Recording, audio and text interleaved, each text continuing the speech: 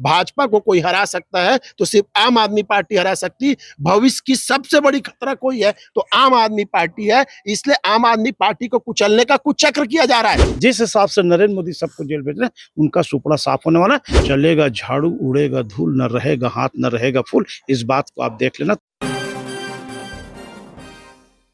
अभी जो दिल्ली में चल रहा है कथित तौर पर शराब घोटाला, उसको कैसे देखते हैं आप?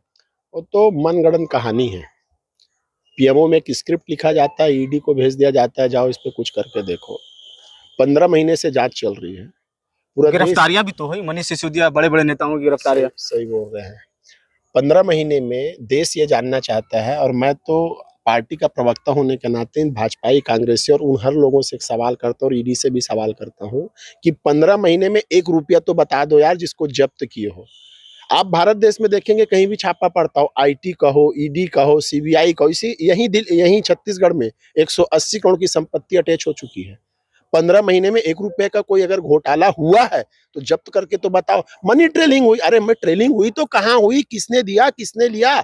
जब कहा जा रहा है कि पार्टी फंड में चंदा जुटाने के लिए किया गया, उसमें गड़बड़ियां की गई। देखिए, कहना अलग चीज है, जिसकी लाठी उसकी भैंस वाली बात है। लाठी लेके कोई बैठा हुआ है देश के ऊपर, और उसकी जो भैंस है वो गोल गोल घूम के लोगों को परेशान कर रही है, ईडी नामक भैंस। जब सुप्रीम कोर्ट ये वर्डिक्ट दे रहा है कि आपका ये केस बहस में 2 मिनट नहीं टिकेगा, आप समझ सकते हैं कितनी बड़ी गलती है इसमें।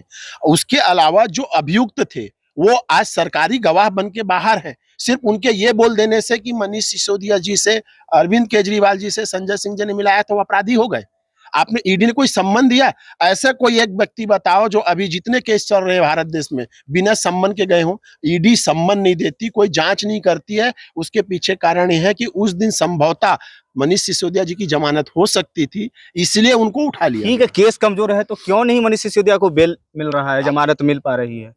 देखिए क्या होता है, एक प्रोसेस है। ईडी एकमात्र ऐसी संस्था है जिसको चार्जशीट दाखिल करने का कोई टाइम लिमिट नहीं गया। वो हर बार हलफनामा दे देते कि भी हम जांच कर रहे हैं, जांच कर रहे हैं, जांच कर रहे हैं। जांच कर रहे हो, उसकी टाइम लिमिट फिक्स करें तो सारा दूध का दूध और पानी का पानी हो जाएगा। और बहुत जल्दी देश इनकी इस कुरीतियों के, इनको ये दामन तानाशाही को ना देखेगा कि इन्होंने भारत देश के साथ क्या किया। एक ईमानदार आदमी जिसने पूरे भारत देश में शिक्षा की क्रांति लाई, जिसका डंका पूरे विश्व में बजता है, ऐसे व्यक्ति को जेल में डालने का काम किए हैं। मैं सिर्फ इतना पूछना चाहता हूं कि 1000 से ज्यादा आपके अधिकारी कर्मचारी जांच में लगे हैं, उससे ज्यादा रेडें हो चुकी हैं। आप उनके पैतृक घर चले गए, आप उनके ऑफिस चले गए, आप उनके सरकारी निवास पे चले गए। अरे साहब बताओ तो सही, क्या जब्त किए हो?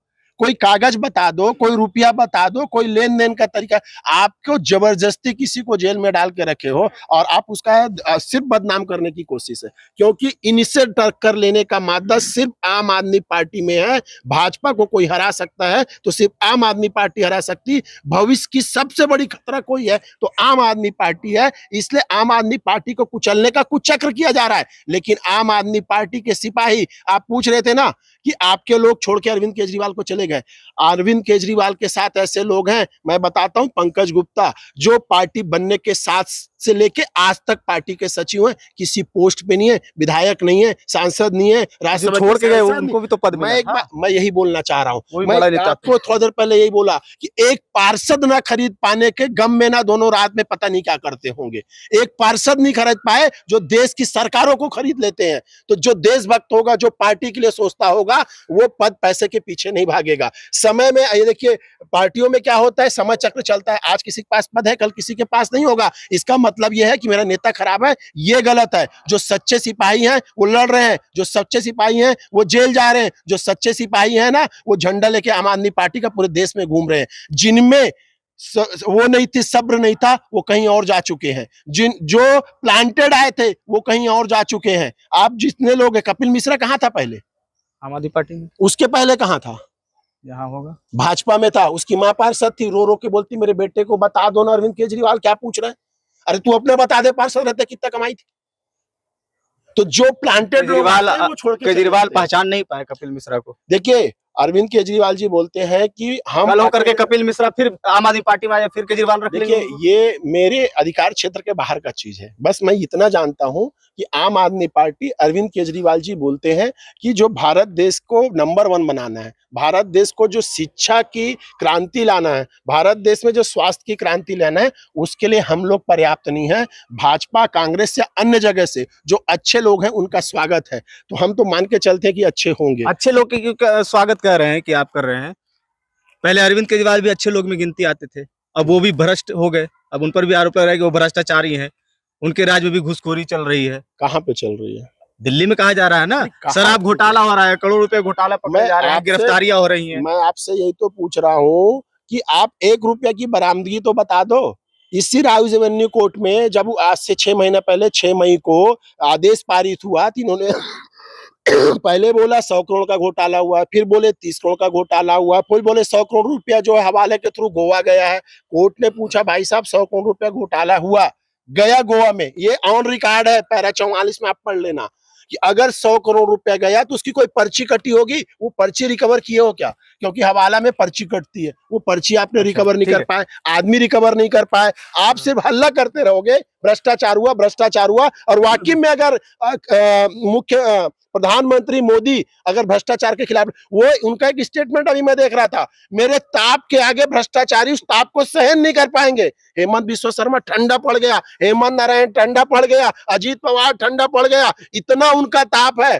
आप देखोगे लंबी फेरिस्त है, हार्दिक पटेल ठंडा पड़ गया, ना जाने कितना येदुरप्पा ठंडा पड़ गया। व्यापम घोटाला मध्य प्रदेश का 100 से ऊपर गवाह लोग मारे जा चुके उस व्यापम घोटाले में, लेकिन शिवराज सिंह की जांच नहीं। पनामा घोटाले में रमन सिंह घूम रहा है खुला, कोई जांच नहीं हुई। 40,000 करोड़ का चावल घोटाला होता है, सारे घूम रहे हैं। इसी का छत्तीसगढ़ के अंदर कांग्रेस की प्रथम प्रगति की नियुक्तियों को भून दिया जाता है, उसकी जांच आज तक अंतिम चरण में नहीं पहुंची। कहां है मोदी, कहां है मोदी का न्याय? सिर्फ और सिर्फ गैर भाजपाई दलों के खिलाफ उनकी ईडी काम करती है और वो काम करते हैं। और जो तानाशाह रवैया अपनाए हैं वो भारत देश की जनता देख रही है, और किसी भी तानाशाह की जिंदगी ज्यादा दिन की नहीं होती। और कितना तपोगे, 2024 में यही भारत देश की जनता आपको उखाड़ के फेंकेगी। ठीक है, क्या लग रहा है सर, क्यों हो रहा है ये सब गिरफ्तारियां हो रही हैं? मनीष सिसोदिया की गिरफ्तारी, संजय सिंह को गिरफ्तार किया गया है। देखिए क्या होता है, 2012 जिस समय से सोशल मीडिया एक्टिव होना चालू हुआ था, इन लोगों ने कांग्रेस की चरित्र हत्या बहुत तरीके से की थी, उनका मॉरल डाउन कर दिया था। जब उनका मॉरल डाउन था तब हमारे अरविंद केजरीवाल जी और संजय सिंह जैसे जो लोग थे वो लोग गरज रहे थे। इनके लिए सबसे बड़ा दर्द ये हो गया था कि ये लोग किसी भी प्रकार से रुक नहीं रहते, बाकी सबकी टेरिटरी बाउंड हो गई थी। अगर आप देखेंगे आम आदमी पार्टी आज नॉर्थ इंडिया में है, उनकी भौगोलिक स्थिति जो है वो अगर देखेंगे तो वो क्षेत्रीय है, लेकिन उनका जो कैरेक्टर है वो राष्ट्रीय है। वो पिछली बार भी मध्य प्रदेश में चुनाव में लड़े थे, छत्तीसगढ़ में थे, बाकी सारे राज्यों में चुनाव लड़े थे। तो उनका जो डर था वो इनके ऊपर इतना ज्यादा हावी था, और सबसे ज्यादा टारगेट आम आदमी पार्टी जो आई है वो गुजरात चुनाव के बाद से ज्यादा आ गई, क्योंकि गुजरात चुनाव के बाद में जो हम उसके घर में घुस करके उनको मारा है, वो दहशत इनके अंदर है, और वो दहशत कांग्रेस के अंदर भी उतनी है, क्योंकि उन्होंने इसको 77 से 17 में लाके खड़ा किया था। पंजाब के बाद से आप देखेंगे पूरा आईटी सेक्टर जो है, इनका आईटी सेल जो है सोशल मीडिया, वो बीजेपी का वो चेंज हो गया था। वो कांग्रेस को ना टारगेट करके अरविंद केजरीवाल जी को टारगेट करना चालू किया था। उसके बाद उन्होंने गुजरात के ऊपर धावा बोल दिया। बस वहां से उनको समझ में आ गया कि अगर इनको यहाँ पे नहीं रोका गया तो ये बहुत ज्यादा आगे चले जाएंगे, और हमारे लिए जो भविष्य में सबसे बड़ा खतरा होने वाला है वो आम आदमी पार्टी है। क्या लग रहा है 2024 के चुनाव में आम आदमी पार्टी कहीं ऐसा ना हो कि केजरीवाल को उठा करके डाल दिया जाए? नहीं, वो प्रयास तो उनका वही है। तो तार पहुंच रहे हैं? नहीं, तार नहीं पहुंच रहे, तार को पहुंचाने के लायक माहौल बनाया जा रहा है। कई बार तार जैसी कोई चीज नहीं थी, तार तो मनीष सिसोदिया में नहीं थी, आज तक वो कोई एविडेंस नहीं दे पाए। ठीक है, आप कह रहे हैं ना कि मनीष सिसोदिया में भी तार नहीं थी, संजय सिंह के यहाँ भी कुछ नहीं मिला, 1 रुपया तक नहीं मिल रहा, कल केजरीवाल के यहाँ भी छापा पड़ेगा, वहां भी कुछ नहीं मिलेगा, लेकिन फिर भी उठा के डाल दिया जाएगा। मैं आपको ईडी का एक कॉन्सेप्ट समझाता हूँ। ईडी का सिस्टम बहुत सिंपल है। मैंने बोल दिया कि ये भाई से मैंने 1 करोड़ रुपए दिया हुआ है, ईडी आपके पास आएगी कि आपको 1 करोड़ मिला, अब आपको साबित करना है कि नहीं है। तो इसी बात को तो केजरीवाल जी ने कहा था कि 17 सितंबर को शाम को 5 बजे मैंने नरेंद्र मोदी को 100 करोड़ दिया है। ईडी उठा के नरेंद्र मोदी को अंदर करे। साबित करने में देर क्यों कर रही है आम आदमी पार्टी? हम क्यों साबित करें? मतलब किसी ने कोई भी क्लेम लगा दिया, आरोप। सर तो कुछ हो तो साबित करे ना, कुछ हो तो साबित करे। नरेंद्र मोदी को तो केजरीवाल जी ने कहा है कि हमने 17 सितंबर की शाम को 5 बजे 100 करोड़ रुपए दिया है, नरेंद्र मोदी आके साबित करे कि मुझे 100 करोड़ रुपए नहीं मिले और ईडी उनके ऊपर तुरंत कार्यवाही करे। इसकी डिमांड तो केजरीवाल जी ने कर दी है। सिंपल है। ठीक है, सिंपल है। आप क्या कहेंगे?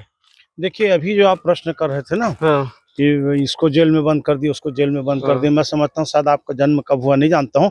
1975 में भारत की प्रधानमंत्री इंदिरा गांधी जी ने आपातकाल लगाया था और बड़े बड़े नामी गिरामी नेताओं को, अटल, अडवाणी, मुरली मनोहर जोशी, जॉर्ज फर्नांडिस को जेल में बंद की थी। जैसे ही जेल में बदले की भावना से बंद की, कांग्रेस सरकार का सुपड़ा साफ हो गया था। अब 2024 के चुनाव में जिस हिसाब से नरेंद्र मोदी सबको जेल भेज रहे हैं, उनका सुपड़ा साफ होने वाला है और छत्तीसगढ़ में, इस देश में चलेगा झाड़ू, उड़ेगा धूल, न रहेगा हाथ न रहेगा फूल। इस बात को आप देख लेना, थोड़ा धैर्य से इंतजार बस करिए आप। चलिए ठीक। आप क्या कहेंगे सर? देखिए, जिस तरह सर ने कहा और सभी ने कहा, इस देश की जनता और इस देश के लोग जो हैं वो इस देश के जनतंत्र को, इस देश की भावनाओं को सहेज के रखते हैं। जब इंदिरा गांधी जैसे नेताओं को लोगों ने धूल चटा दी, तो मुझे लगता है उसके बाद में आज तक कोई ऐसा नेता आया नहीं जो जनता से बड़ा हो गया। और जनतंत्र में जनता से बड़ा कोई नेता होता ही नहीं है। जिस अहंकार में और जिस नशे, सत्ता के नशे में भाजपा है, वो नशा आने वाले समय में जरूर चूर होगा और वही नशा प्रदेश में भी चूर होगा, क्योंकि जब भी सत्ता का अहंकार किसी भी सरकार पे आता है तो लोग उन्हें जमीन दिखाई देते हैं। ठीक है।